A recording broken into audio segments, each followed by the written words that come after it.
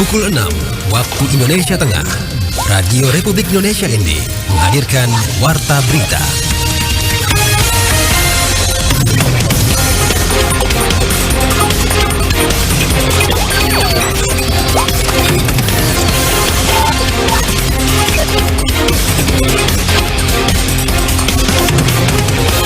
Selamat pagi pendengar program Mas 1 dimanapun Anda berada. Anda saat ini mengikuti Warta Berita Pagi edisi di hari Jumat 9 Februari 2024 dengan Sari Berita. Banjir lahar dingin lewat mobil laki-laki genangi 3 desa. Dukcapil ND tetap buka pelayanan di hari libur. Bersama saya Femi Sariora, inilah berita selengkapnya.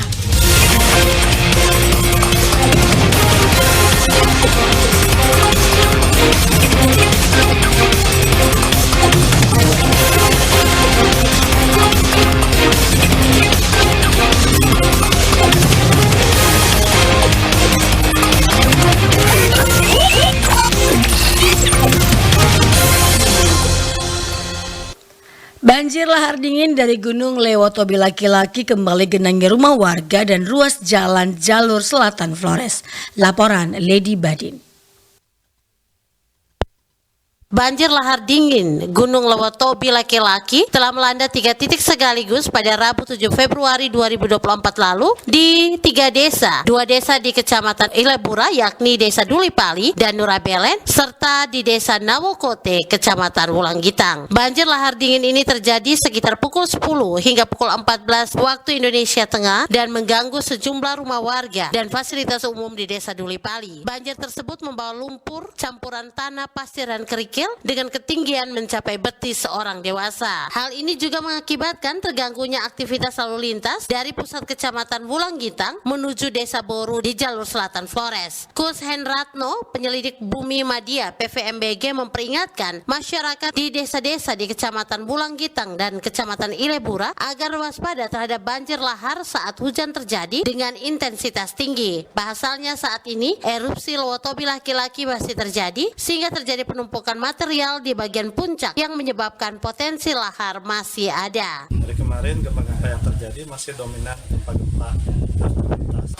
Mulai dari guguran yang paling banyak terjadi di tinggi, erupsi juga masih terjadi, adapun gempa-gempa suplai magma permukaan seperti gempa LF masih banyak terjadi, gempa hybrid juga masih ada. Jadi untuk sampai saat ini kami untuk tingkat bahayanya telah berkurang, makanya kami turunkan statusnya ke siaga. Meskipun aktivitas gunung sudah menurun dalam beberapa pekan terakhir, warga di Kecamatan Wulanggitang dan Ilebura masih diminta untuk waspada terhadap potensi bahaya banjir lahar dingin yang terus menerjang, terutama setelah hujan lebat. Saat ini para pengungsi telah pulang secara mandiri, namun ada sekitar 4.000-an warga masih bertahan di posko pengungsian yang menunjukkan kekhawatiran mereka akan ancaman bencana yang belum juga mereda. RRI Endel, Lady Badin melaporkan. Sukseskan pemilihan umum pemilu 2024 yang tinggal beberapa hari lagi, Dinas Kependudukan dan Catatan Sipil Kabupaten ND melakukan percepatan kepemilikan kartu tanda penduduk elektronik IKTP dengan tetap membuka pelayanan di hari libur. Laporan Suimam. Kepala Dinas Dukcapil Kabupaten ND Lambertus Sigasare kepada RRI Kamis 8 Februari 2024 menuturkan dibukanya pelayanan ini dikarenakan masih banyak masyarakat Kabupaten ND kurang lebih 3.217 belum melakukan perekaman atau belum memiliki IKTP. Dijelaskan, dilihat masih banyaknya masyarakat yang belum melakukan perekaman IKTP, maka di hari libur ini Dukcapil tetap melakukan pelayanan termasuk hari Sabtu dan Minggu. Jadi pelayanan perekaman khusus untuk IKTP nanti ini dilakukan dari jam 8 pagi sampai dengan jam 14 atau jam 2 siang. Tidak menutup kemungkinan kalau memang banyak antusias masyarakat, maka tetap kami akan melakukan pelayanan. Dikatakan Lambertus Sigasare, untuk mempercepat kepemilikan IKTP bagi masyarakat, pihaknya gencar melakukan sistem pelayanan jemput bola berkolaborasi dengan pihak Polres ND menyasar di beberapa kecamatan yang belum mendapatkan pelayanan perekaman IKTP. Jadi kerjasama kolaborasi dengan Polres ND ini sudah dilakukan lakukan dari tanggal 2 sampai dengan nanti di tanggal 12. Di tanggal 2 itu kita lakukan di Kecamatan Pulau Ende selama 2 hari, di Dona Timur di tanggal 5, kemudian hari ini mulai dari kemarin di Kecamatan Nangapenda ya tanggal 7 dan 8. Nanti di tanggal 9 kami melakukan pelayanan jemput bola di Kecamatan Kelimutu selama 2 hari 9 dan 10, dan yang terakhir di Kecamatan Maukaro di tanggal 12 dan 13 ya. Ia melanjutkan 3.217 penduduk yang belum memiliki IKTP ini tersebar hampir merata di 21 kecamatan wilayah Kabupaten Ende. Banjir lahar dingin Gunung Lewatobi.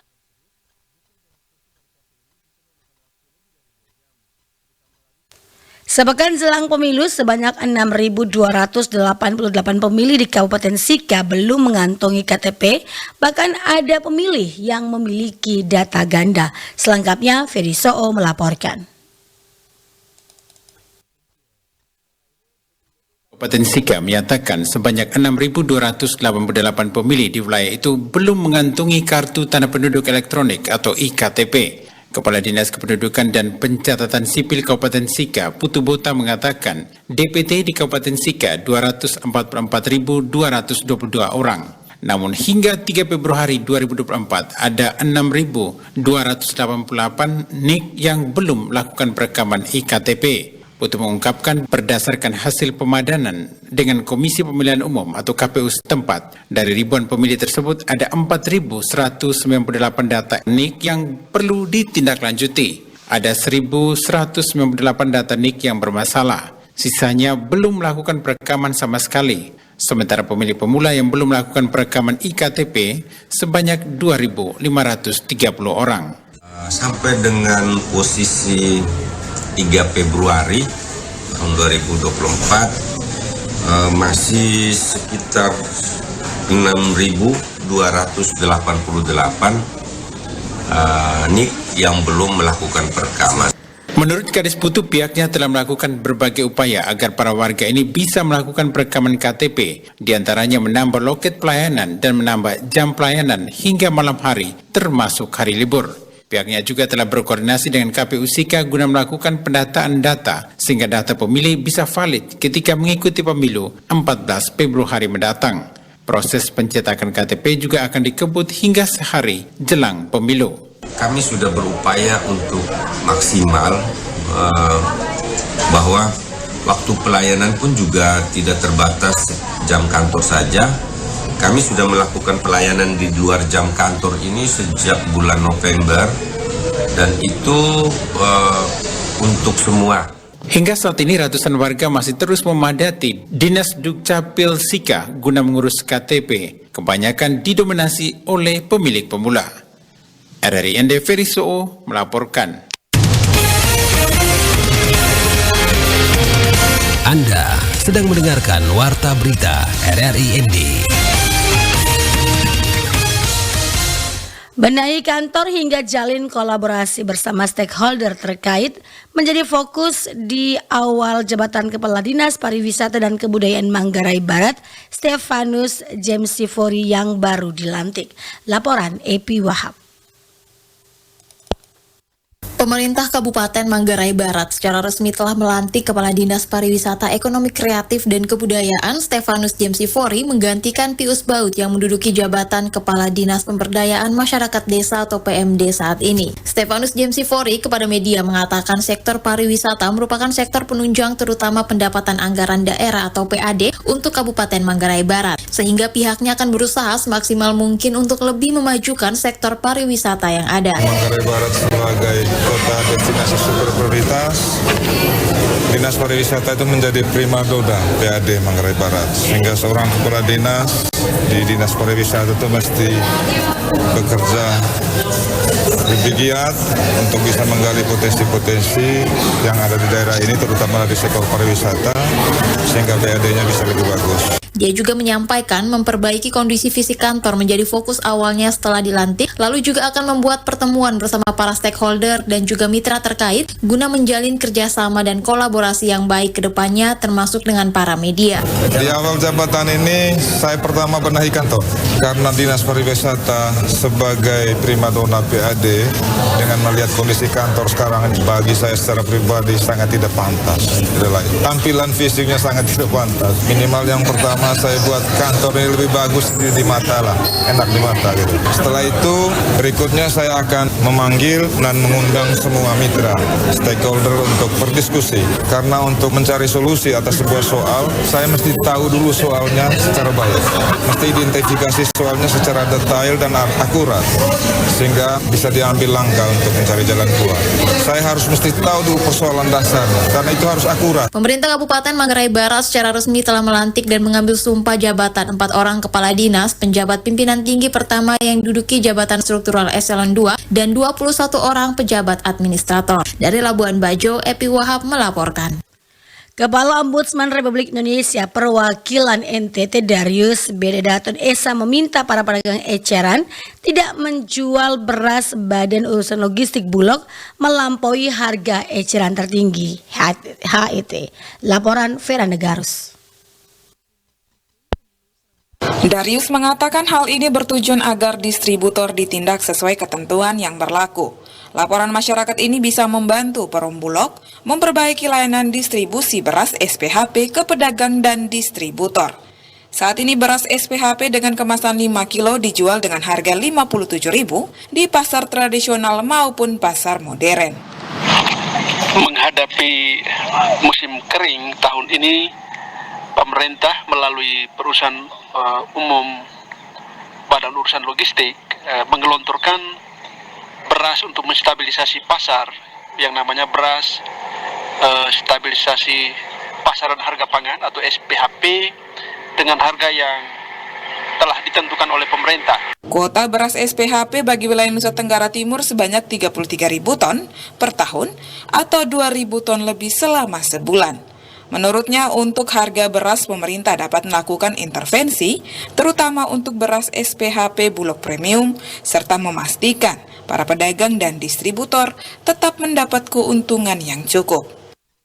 Diharapkan tujuan dari pengelontoran beras atau SPHP ini adalah agar harga beras di pasar tidak melampaui harga eceran tertinggi yang ditetapkan pemerintah guna membantu masyarakat. Dia menghimbau jika masyarakat Nusa Tenggara Timur menemukan pedagang atau distributor beras menjual beras SPHP di atas harga eceran tertinggi untuk segera dilaporkan ke Perum Bulog di kabupaten masing-masing.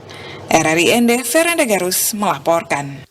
Jelang hari pelaksanaan Pesta Demokrasi Pemilihan Umum, kesiapan logistik pemilu di Kabupaten Ende secara garis besar kesiapannya mencapai 99%. Laporan Rovinus Sula.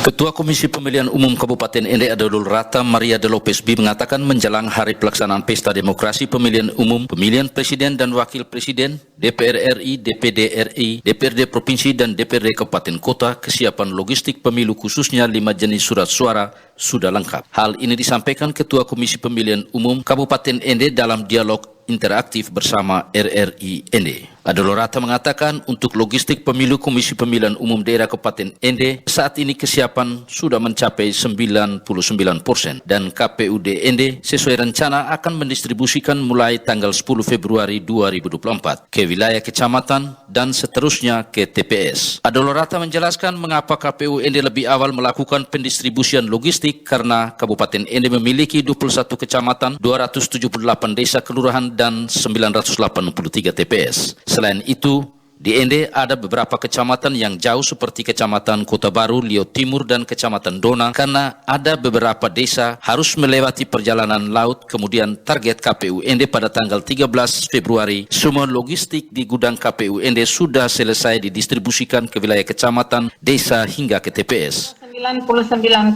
ready. Kita rencana distribusi logistik ke kecamatan itu mulai tanggal 10.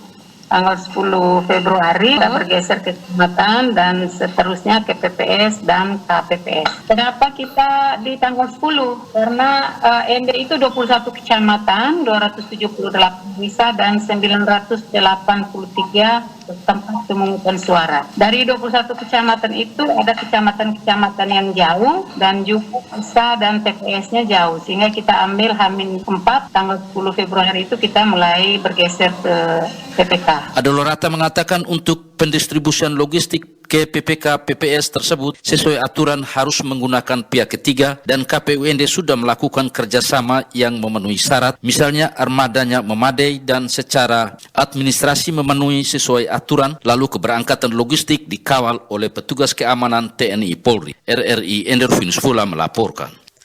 Sekian warta berita pagi hari ini. Mewakili kerabat kerja yang bertugas, saya Femi Sari Ora mengucapkan terima kasih atas perhatian Anda. Selamat pagi dan selamat beraktivitas.